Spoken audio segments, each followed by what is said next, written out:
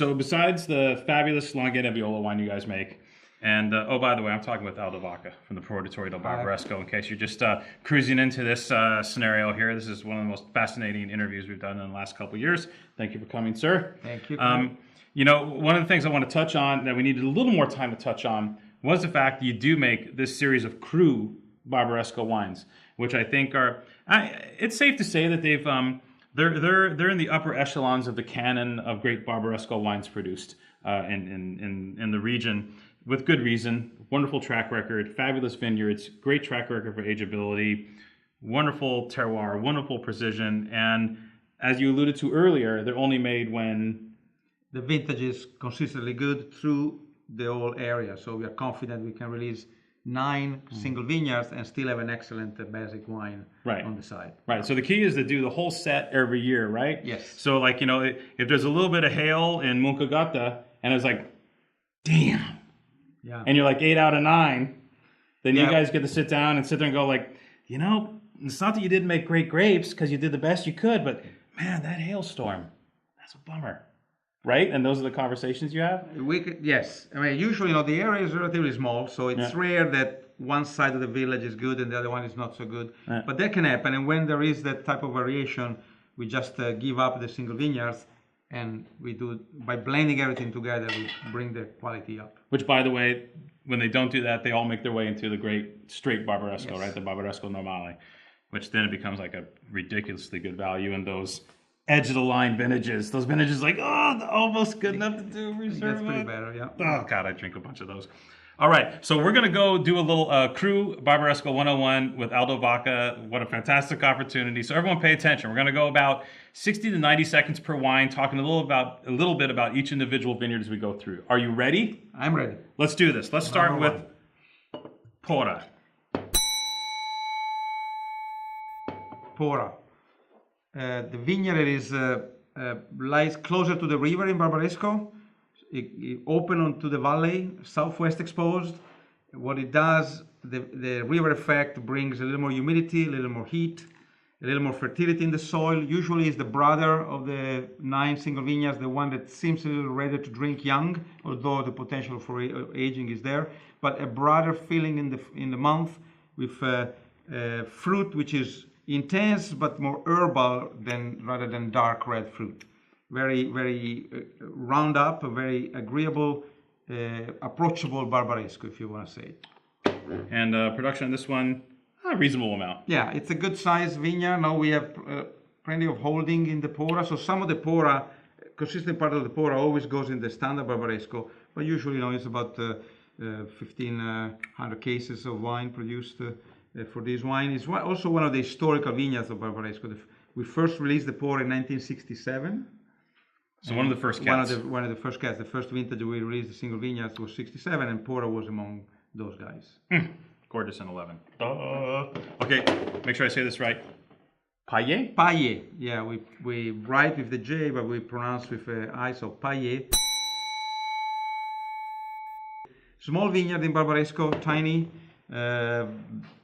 Very, very interesting because it's close to the Pora, but it's a little lower in elevation and cooler, especially in the morning, summer morning days. It gets a brighter fruit, very vertical, very high definition fruit, with a lighter palate. So like the Pora, not very heavy, but just a more red fruit and a little more lively acidity in the finish. So the wine has a high definition core. It's also one of the historical vineyards, but much less known because it's small, just a handful of growers having pieces of vineyard there. Small production is the smallest of the vineyards that we produce. Smallest of the vineyards. Yeah. Boy, and it pops in the warmer years. Yes, especially in the warmer vintages, it gets a little extra brightness in the fruit, which is a nice feature of that wine's filthy good in 11. Oof, it's one of the best pailles I've ever had. All right, Ovello. This is a name that might be familiar with a few folks. Yes, I'm an Ovello boy. Actually, I was an Ovello boy. I live on top of the Ovello vineyard, so this is where my family is located and where I grew up. From the smallest vineyards we have, Paille, to the largest vineyard. Ovello is the largest vineyard in Barbaresco and is also the largest for Produttori. We have 12 farmers there. like Paillet, cooler vineyard because of the higher elevation and because of the exposure to the northern winds, which keep the microclimate a little cooler. So when the season starts, like beginning of April, Ovello is one of the vineyards that starts a little later. Shoots, the bud breaking, the growing of the shoots is a little slower, then it catches up as the summer goes through.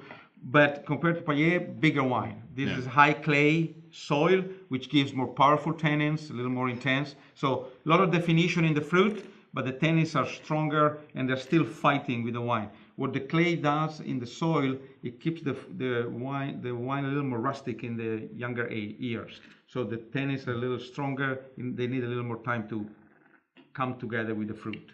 Even though it's later to start, this wine has a warmer feel to it right now. Yeah, and that's the feature of the vintage. Okay, the 11, yeah. 2011 gets this very ripe vintage that is loaded with fruit. So all these wines, they have this extra fruit that carry the wine and makes the wines quite enjoyable young. So if it's open more to the north wind, is it more of a southeast facing, and you get this little? Ovello, it faces southwest and west, but the way the hill is shaped is like a ridge that goes north to south, and the Ovello is the northern peak, northern point of the ridge, and then it drops down to the valley. So got it. The whole Ovello is exposed from the northern wind. They come from the back of the Ovello, but they hit the whole area. Rio Sordo. What does Rio Sordo mean? You can translate it with deaf creek. Deaf? Well, sordo means deaf, yeah. Or maybe you can say the creek that makes no sound because it's dry. So let's say dry creek. I don't know. I'm gonna have a little less of this one. That's good. Most of these names they come from who knows where, but Rio is definitely creek. Yeah. And sordo is deaf. So that maybe there was a family with that last name living there or whatever. Rio Sordo is in the southern part of the village, so the opposite side of Ovello, and it's definitely a warmer area, and you can feel the heat of the vintage in this wine. Very sexy, very smooth, and more smooth, liqueur, darker fruit, more silky tannins in the finish. It's definitely easy to drink young. It's of all the 9 vineyards, this is probably the one I will pop up the cork first. Okay. This is the most accessible generally when you do these wines early on. Yeah. Warmer side, and is it clay again or a little? No, little it's less clay. More like the Poran or more limestone, a little bit of sand, but definitely the full wine, ripe character in the wine because of the nature of the vineyard and the nature of the vintage, 2011. I would definitely say that wine is accessible, sir. Let me know when you want me to pour you some. Okay, well, maybe the next one I can have a little bit. I knew that. I knew that was coming. I set him up for this. All right. The Asili, why not? Asili, why not? One of the top. One of the one very of the Grand famous Crus, vineyards. right? Yeah, one of the. If we had a Grand Cru classification, this would be a first grow. Yeah, definitely. It's famous. No, we make Asili since 1967 as well. So okay. It's one of the originals, but there are also a number of other wineries, famous wineries. They have land there. So this vineyard gets very famous, and it gets famous for the stylish elegancy of the wine. It's extremely complex, but extremely refined. Yeah. Compared to Rio Sordo, you get firmer, denser wine, a little closer. Yeah. Like Rio Sordo, it's not a big wine. It's not a heavy body wine, but the quintessential elegant expression of Barbaresco is the Asili. Just aromatically, it has everything, huh? It's all the pieces are there, and a lot of tension in the wine.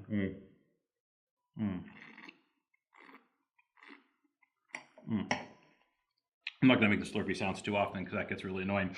Ooh. Finish, great finish. Like all of them, they have this very long finish. And this vintage is a little bit of peculiar vintage because usually in a young Barbaresco, you get the tannins masking the fruit. So you can kind of guess the fruit there, but in a way, the tannins overwhelm the fruit. The 2011 is almost the other way around. Yeah, the fruit's on top of the tannins. Yes, and so when you swallow the wine, you get, there are good tannins here, but right at the beginning, the fruit is dominant. That's the unusual character of the 11 vintage. But still great freshness. Love that. Oof. Asili, good. Yeah, good boy. Good boy. All right, so this wine used to have a name, different name slightly different spelling. No, a few years back. For all you older Produttori fans. yeah, this was used to be called Moccagatta, M-O-C-C, which was the Italian version of the name, and now it's called Muncagotta,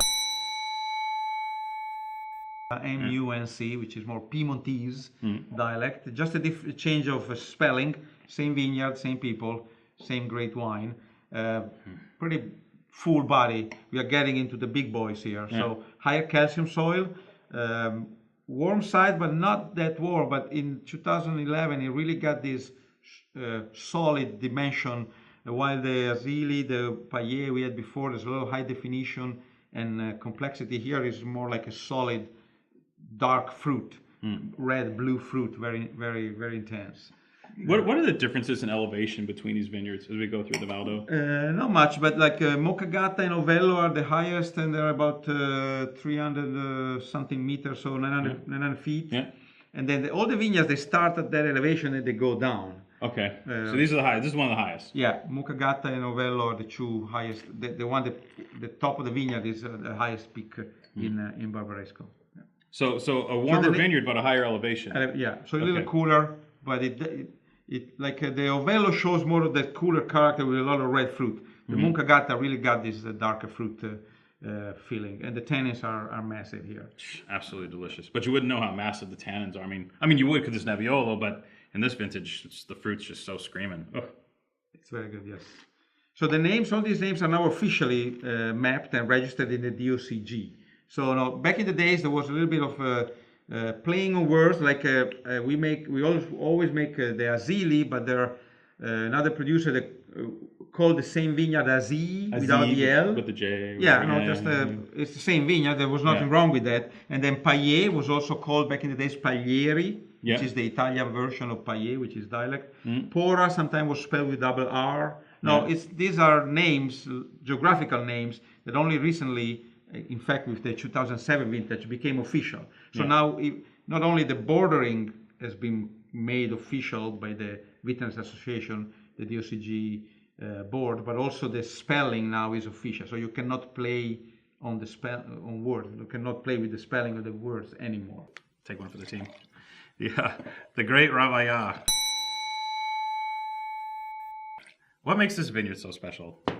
It's basically, if you come to Barbaresco and you walk around the vineyards, if you stand on top of the Rabaya, you look toward the village, and you look two ridges. One ridge going east to west, and the other ridge going south to north. And those two ridges have a slightly different soil. All the wines that we tasted so far, with the exception of the Ovello, belong to the west ridge, where the soil is a little lighter and the wines are a little more elegant. Now the wines that we're tasting next, Moccagatta, Rabaya, and then the next two, they are in the south to north ridge, where the soil is more compact. The Rabaya is the meeting point of these two different soils. Okay. So it puts everything together: elegance and powerful tannins, complexity and refinement. Everything comes together in the Rabaya. So the reason why this vineyard is so heralded and so famous is because it's like the perfect Barbaresco.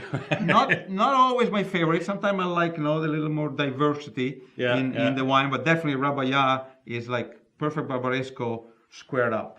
Right, got it. So the uniformity of the soils can sometimes create a little less differentiation, like a little less complexity, in other words, because it has everything. It's everything there, yeah. So it's very solid. It's always a very solid expression of Barbaresco. No, when you stick your nose in the glass, hello. Yeah, is there. Yeah. Now, is there like this side of Rabaya and this side of Rabaya where certain expressions can be more towards the north-south side? And you know what I mean? Like when they meet somewhere in the middle, like do the guys that own the vineyard in the middle have like this perfect mushed expression, or? You can say so. The Rabaya borders into the Asili and borders into the Moccagatta. So now there's a slow passage from the elegance of the Asili to the more blockbuster feeling of the Moccagatta through the Rabaya. I mean, it's not mathematic, but you can say that. Yeah. It does have it all, but there's so much richness in the wine. Kind of. I guess this is dorky, but like Les Clos and Chablis. It's a Grand Cru, but sometimes it's almost too rich. Yeah. And you almost want Prus or you want Vodazir. This gets really dorky, I'm sorry. But you want the more minerally, stony Exactly. So Grand Cru aspects. And this is almost like Le Clos, where the wine's like, wow. You Yeah, know? it's just a very intense, very in your face, very imposing. It's a very imposing vineyard, no, on your palate. Yeah. But damn, is it fun to drink. Good Lord. That's a hoot. Oof. All right. Now, this one we don't hear much about. Exactly. This is one of the hidden gems of Barbaresco. If you come to Barbaresco and talk with local people and you ask what they think about Montefico, they say, oh, fantastic vineyard. But then it's not very widely known around the world. You know, Rabaya is more famous, Azili, and some of the others. So it's kind of a little secret that now it's getting its reputation more and more. It's a great vineyard. Full south-exposed, close to on the northern ridge, so more compact soil, very high calcium, and very steep. Okay. Little cooler microclimate, like Hovello, so you get a lot of minerality in the finish of the wine. But the flavors are intense. It's very vertical, but like Paillet was very vertical, but very fragrant and bright. Here is a massive wine that somehow maintains its beautiful elegancy. So always one of my favorite. When you're talking vintage after vintage. When you're talking steep, how steep? Is it like It's very steep. It's, that would be up and down. I don't know, like 18, 20%. It's amazing. And it's like the fountain of youth in Piemonte. Yeah. Well, you know, these guys have to work in the vineyards all their life and day after day. You know, there's a lot of manual work in viticulture. That's true everywhere. And so, you know, the pruning and the picking and all the managing of the canopy, the first part of the season at least. So, at the Produttori, because it's a group of small farmers, you know, the winery, you know, is a solid size for Barbaresco, but each vineyard is tamed by the owner. So these guys are there every day. They know their vines by name. It's kind of a magic thing to be part of that, because it's really like the good old days. It's still like that. You know, they don't really hire a crew to do their work or anything like that. They're there. They do they tame their vineyards, their vines day after day, and their son, their daughters, you know, generation after generation. It's pretty magic. Yeah. How active are you in the vineyards? In the context of these guys, they already know what they're doing. They're Piemontese. They're pig-headed. They're stubborn. They're already. So do you guys get involved at all? We got about 90 seconds left. But how involved do you get as the Produttori itself? No, they're totally independent in the way they grow their vineyards. Now they know what they're doing. You know, like, are you afraid to go in there and you'll be like, get out? We go there. No, we go there in the winter time. No, we try to hold some meetings with the farmers. We invite professionals from the university wherever there is an issue. Try to spread the word of low yield, and if there is any different way to control weeds or things like that. So we consult with them, and we are there to talk with them whenever they need help, and whenever we feel like we have to give them some recommendation. But they're pretty much on their own, and they know what they're doing. Yeah. So finally, Monte Stefano. We always got to figure out where to put the accent. It's very difficult. Monte Stefano, which I call the Barolo of Barbaresco, because of all the wines we tasted so far, is the one that delivers more full body character. Now, Barbaresco is more about the uplifted palate, and Barolo is more like mouth filling. Monte Stefano is kind of goes toward there. It's just a big, full mouth filling wine with almost kind of a smoke meat character in the palate, which is different from the others. So less of the red fruit and more of the darker smoky character. But the soil's kind of the same still, right? Yeah, same like Montefico, high calcium, but warmer side. It's both full self-exposed, but Monte Stefano gets warmer and really got that extra intense darkness in the fruit, which, especially in this vintage, becomes very evident. And the tannins are there now, massive tannins here for a long life. Did you get all that? That was pretty effing amazing. Wow. Okay. Barbaresco 101 with the great Aldo Vacca. Dude, thanks. Thank you, Kyle. Thank awesome. You guys.